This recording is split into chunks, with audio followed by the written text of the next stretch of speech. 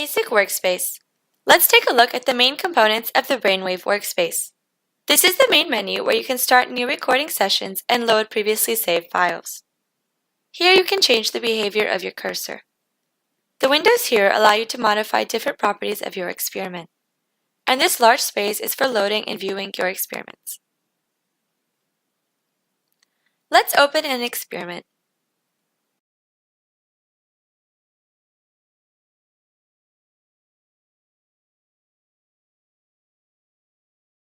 These windows feature information and tools to control your experiment. The Controls window has tools for data playback. When we click play, the data is visualized on the MEA viewer.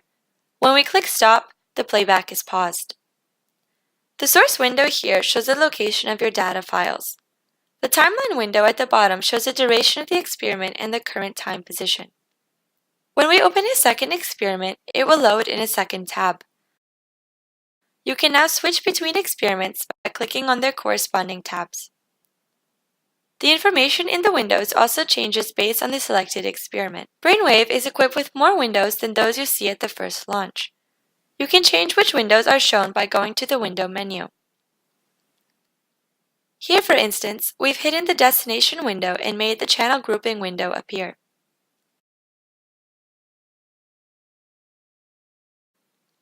Windows can also be minimized by clicking on the Pin button. Windows can be rearranged by clicking on the title bar and dragging them to a new location.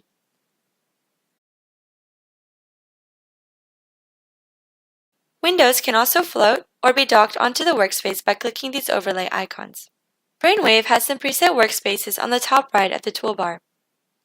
In the next video, we will load the Advanced Workspace preset.